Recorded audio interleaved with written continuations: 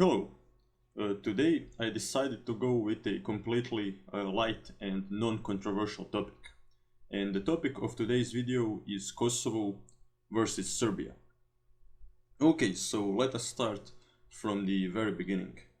Back in the Middle Ages, Kosovo was a part of the Serbian medieval kingdom. And in the 14th century, this cult battle, Battle of Kosovo, took place in the year 1389.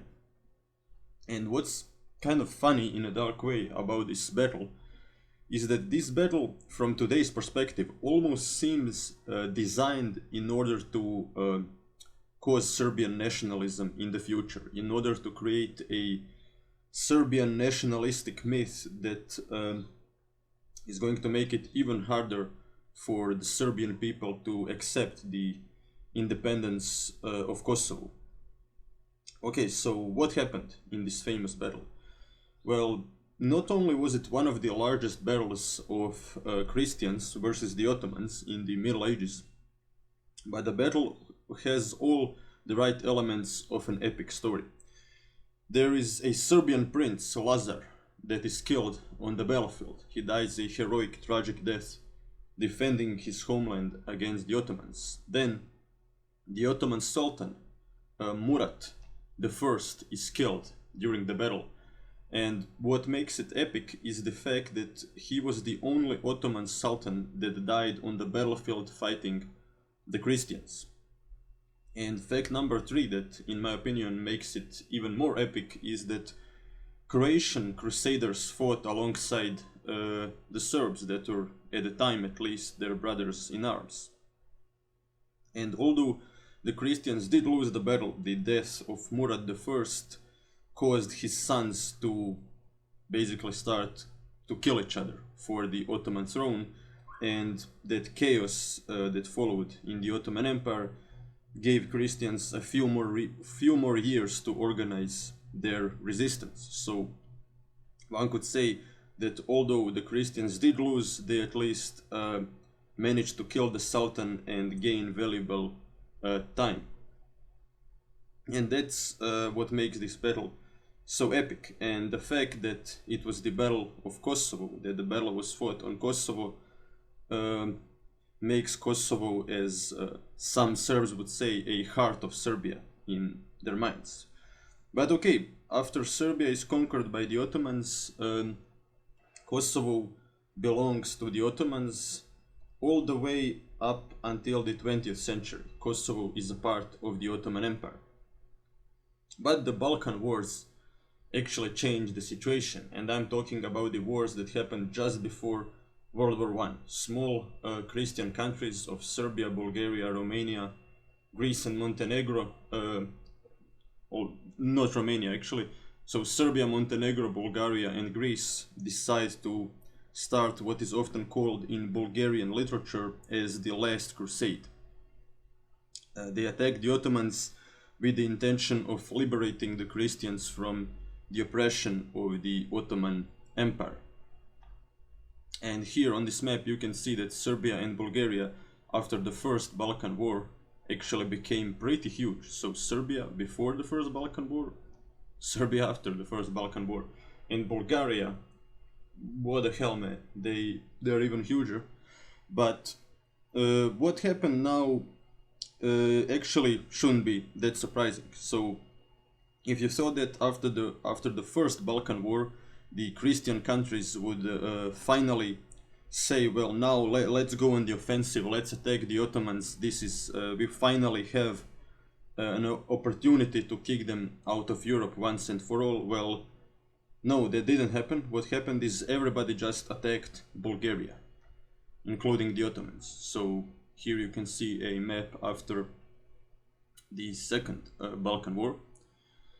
And that also caused a lot of animosity between Serbia and Bulgaria, because the Serbs took parts of Bulgaria. But for this video, for our story that we are telling today, what matters is that after the Second Balkan War, Serbia actually managed to reconquer Kosovo. And when they say reconquer, I'm talking about a reconquering that took place after 500 years of Ottoman rule.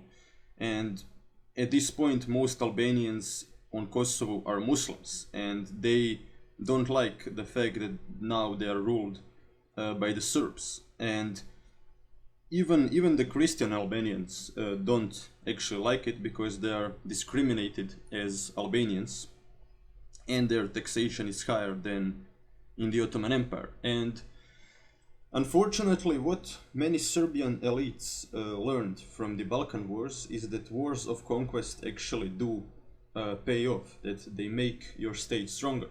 And through the Balkan Wars, Serbia got closer to fulfilling this megalomaniac dream of restoring the Dušan Empire, the medieval Serbian kingdom that was actually pretty huge.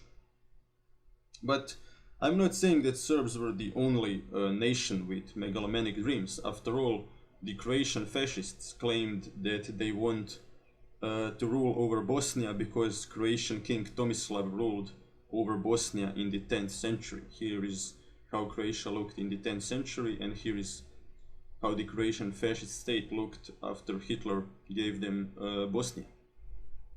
But I digress, so let us return to where we left. So, First World War happens immediately after Kosovo is conquered, and Albanians, of course, are now armed by the Austro-Hungarian forces. There is a lot of blood spilled between Serbs and Albanians in the First World War, and after the war is over, the Kingdom of Yugoslavia unites. And in the mind of the Serbian king, Yugoslavia was essentially, the first Yugoslavia was essentially an enlarged version of Serbia. And all politicians that advocate for a higher dose of federalism or decentralization or freedom for the people are either killed or imprisoned. And what's interesting is that international experts actually that looked at the Kingdom of Yugoslavia during the two wars actually claimed that it is the least stable country in Europe. And well, why is that? Well, it's a country with three major faiths: Catholicism, Orthodox Christianity, and Islam, with multiple nations: Croatians, Serbs, Slovenians, Macedonians, that at the time many of them saw themselves as being Bulgarian, and Bosnian Muslims that at the time weren't sure what they were, but they knew that they probably weren't Serbs. And the paradox of the first Yugoslavia is that it was a nation ruled by the Serbian king, but the percentage of Serbs within the country was only 40%, and that led to Yugoslavia truly being one of the most unstable countries in Europe, and probably at that time even in the world.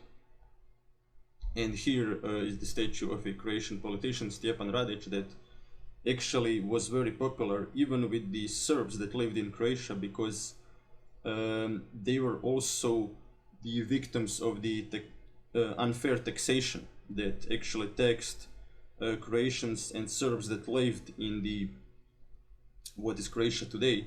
They were taxed at a higher rate than, for example, the Serbs in the territory of what is Serbia today. And he advocated for justice and generally for democracy and federalization, and that's why he was killed. And just like Croatian Albanians were also oppressed in the first Kingdom of Yugoslavia, not to mention that in the first draft of the Yugoslav constitution, only men of Slavic origin could vote, which meant that Albanians actually couldn't even vote at first. But this weird and unstable country actually ceases to exist when Hitler decides he should conquer it. There is an anti-Hitler coup in the Kingdom of Yugoslavia that happens after the country joins the Tripartite Pact, and Hitler is enraged by that coup, and he doesn't want to have a disobedient country behind his lines, just as he's trying to prepare Operation Barbarossa, which is why he realizes that Yugoslavia needs to be wiped from the map of the world, and the Germans attack. And in the Yugoslav territory, this unleashes a wave of ethnic hatred and violence. On the one hand, we have the Croatian fascists killing the Serbs, the Jews, the Gypsies. Then there are Albanian fascists.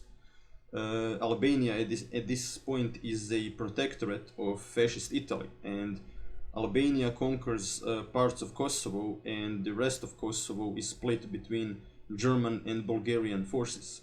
And Albanian fascists start to ethnically cleanse the Serbs as vengeance.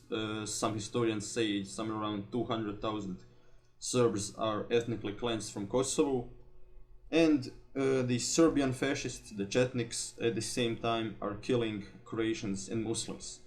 And in the midst of all this violence and genocide and ethnic cleansings happening all around, there is actually one ideology that claims, well, maybe we don't have to kill each other, and that's the communists.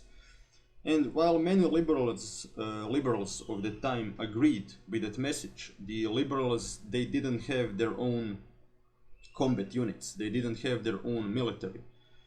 And in fact, the most popular liberal political party in Croatia, HSS, the Croatian Peasant Party, well, at the beginning of the war, they actually decided to go with pacifism, and they actually told the Croatian people to be completely passive and do nothing, because the war is going to be won by the Allies. That's what Vlatko Maček actually said, by the Soviets and the Americans, while the Yugoslav communists, on the other hand, decided that they need to start attacking the fascists.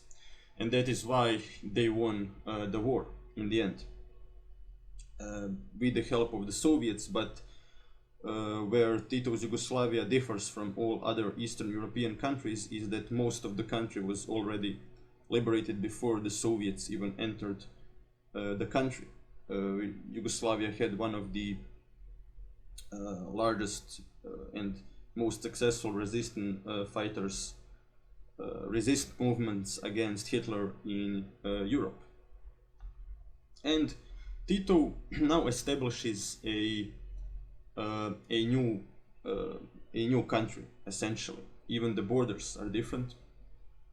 But what's important for our story about Kosovo is that Tito actually decides to give autonomy to Kosovo, to Albanians. And Tito is very worried about Serbian and Croatian nationalism, and in his eyes, giving autonomy to Albanians on Kosovo is a way of combating Serbian nationalism, that is the most powerful form of nationalism within Yugoslavia, simply because Serbs are the most numerous people, and they are also overly represented in the Yugoslav military. And Tito, in his interpretation of Marxism-Leninism, actually believes that sometimes encouraging smaller nationalisms to flourish in a controlled environment is actually useful. And he actually also gives republics to some nationalities for the first time. For example, Slovenians and Macedonians get their own republics for the first time. But in a bizarre twist of fate, it actually turns out that two people that are the most responsible for the fact that Kosovo today is de facto an independent country are Josip Broz Tito, and here you can see his statue in Croatia that still stands in his home village. And after Tito, the most responsible person for the independence of Kosovo is Bill Clinton. Here is his statue in Kosovo. So Tito is responsible because he gave Albanians a high degree of independence, and as Yugoslavia was nearing its end, the degree of autonomy, both of republics and of autonomous regions, was becoming higher and higher.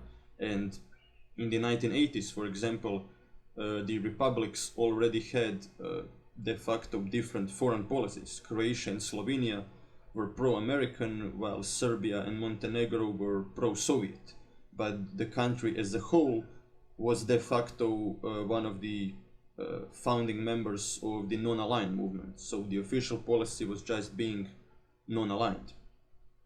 But okay, I digress. So what happens after the death of Tito? Well, there is a spike in Serbian nationalism and in nationalism generally, because as communism fell all around the world, it was replaced by extreme nationalism. And when Milošević comes to power, one of his first moves is to abolish the autonomy of Kosovo. And Albanians saw this as oppression for obvious reasons. For a long time they were given a, relatively speaking, high degree of autonomy under Tito. And what does the end of Albanian autonomy, what does it mean in practice, in reality? Well, what it meant is that Albanian was no longer an official language in Kosovo. Under Tito, both Albanian and Serbian were official languages in Kosovo, but under Milošević, Serbian became the only official language. Then all Albanian professors in the year 1991 were fired from their jobs, and Serbian became the official language of education. And very soon new law is passed that demands that all people that are employed by the state in Kosovo need to pledge their allegiance to the Serbian state. And many Albanians refuse to do it, which is why they are fired from their jobs. And at one point the unemployment rate of the Albanian population of Kosovo is actually 70% among the all state-employed workers, which is kind of crazy. And when Albanians start protesting for their rights, Milošević passes a law that criminalizes all forms of protest against the state, and the Serbian police often shoots at protesters on Kosovo.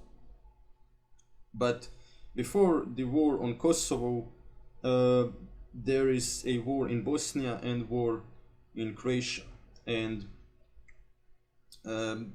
I won't focus in this video on the Croatian War of Independence or on the Bosnian War. I actually have a separate video about the Bosnian War, so you should check it out.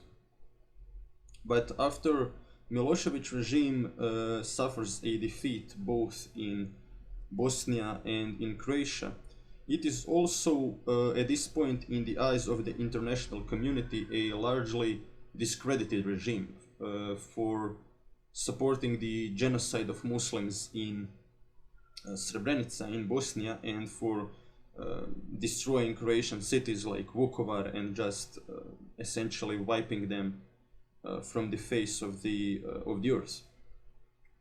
The Vukovar essentially looked like Stalingrad after the Serbian siege. But Albanians after 1995 actually realized that now is the time for them to rebel, because Serbia is discredited in the eyes of the international community, and Albanians are hoping that they will get American support if they start their uprising. And the Kosovo Liberation Army, as it was called, starts attacking Serbian police and military all around Kosovo. And the Serbian armed forces, of course, respond with violence, with massacring Albanian villagers that are suspected of helping the, as Milošević called them, the terrorists, the Albanian terrorists. And At one point in 1998, the Americans decide that NATO needs to intervene. And Bill Clinton actually decides that the only way to make peace on Kosovo is to bomb Serbia and force them to withdraw their military. And I do realize that it was a controversial move, and I definitely am generally against killing civilians, but what also needs to be said is that in the late 1990s, the Serbian military had already ethnically cleansed somewhere around 500,000 Albanians, and those very same refugees, most of them went to Macedonia, or to country that is now called North Macedonia. So, and most of them started to cause trouble in Macedonia, and actually they demanded independence, and their separatist tendencies started to create trouble in surrounding countries like Macedonia, and that is why the international community decided it simply has to intervene in Kosovo. And through a campaign of systemic bombardment of Serbia, Milošević is forced to withdraw all Serbian troops from Kosovo, and he was actually in fact discredited, because he not only lost all the wars in Bosnia and Croatia, but now he also lost a part of Serbian soil for the first time, and that's why there was actually a coup against Milošević, but that is a topic for another video. And what's the conclusion of this entire story? Well, on the one hand, the Serbian argument remains that territorial integrity of a state should never be violated, and that is actually the position that some countries hold as well. And what makes the situation even more complex is that parts of Kosovo have Serbian majority population, like the northern, like the regions in the north, and Albanians, from obvious reasons, don't want to let northern Kosovo to secede, because northern Kosovo is actually the most prosperous part of Kosovo, and it is populated by the Serbs. So the Serbian argument today actually became, well, if Albanians got their own state because they didn't want to be a part of Serbia, well, there are many Serbs on Kosovo that don't want to be a part of Kosovo. So as a dude from Croatia, I actually agree that the situation is very complex and morally gray when it comes to what should we do about the Serbs that do live in Kosovo and that do feel discriminated. But if you look at the heart of this conflict, it is actually a conflict of two moral principles. One principle states that territorial integrity of a state should never be violated, even if the population is oppressed. And India actually holds the same view when it comes to Kashmir. India is not particularly interested in what the population of Kashmir wants. Their argument is, after the fall of the British Empire, Kashmir became India, it should remain India. Ukrainians could make the same argument for the eastern regions. Their argument is simply, Ukrainian territory is Ukrainian territory. You don't get to just secede. The Spanish have the same view about Catalonia. But at the same time, most of us also have this moral intuition that tells us that if the level of oppression is high enough of a particular ethnic or religious minority, that then they do have a right to secede. For example, that happened in the War of Independence of Bangladesh. They were a part of Pakistan, but due to the fact that they were economically exploited, they decided to start a war of liberation against Pakistan, and they won. And the most well-known example of this is actually the American Revolution, a small colony that managed to liberate itself from the huge British Empire after they were being oppressed by the unfair taxation policy. And the point of this video is not to tell you who is right. The point is just to tell you the facts of what happened, and then you, the viewer, can decide who is right. What argument is stronger, territorial integrity or the right of the oppressed minority to have their own country. That's all for this video, and see you in the next one, and don't forget to like and subscribe if you liked this video.